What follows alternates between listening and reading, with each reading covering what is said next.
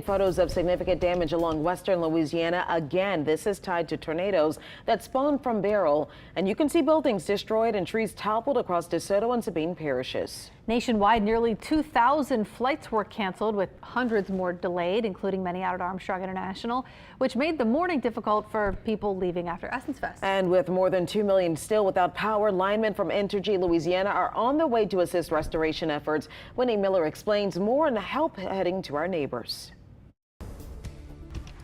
High winds and rising water were the perfect unwanted recipe for residents in Houston and its surrounding area.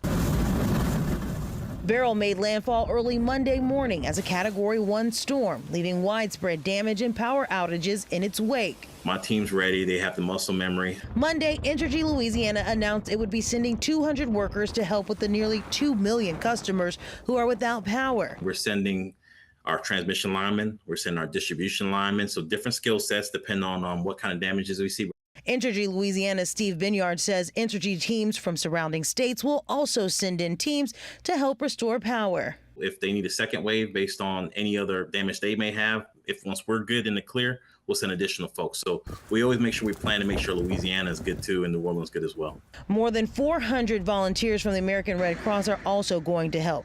That includes about 20 from Louisiana. They'll be providing shelters, providing cleaning kits to families, providing meals. Regional CEO Kenneth St. Charles will head to Texas on Tuesday. We want to be there to help whatever needs people need immediately. All of these response efforts ramping up during one of the busiest travel weekends on record. Things here at MSY are a lot calmer than they were at 3 a.m. this morning when I was making my way back into the city. A lot of folks were on their way into the TSA lines to get to their destinations. A lot of those passengers, especially the ones headed to Houston, found themselves with a lot of flight cancellations and delays.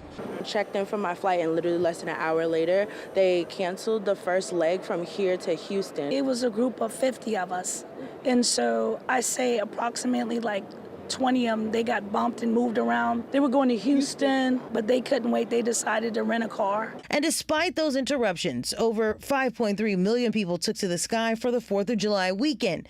That's over 7% more than 2023. In New Orleans, Whitney Miller, WWL, Louisiana.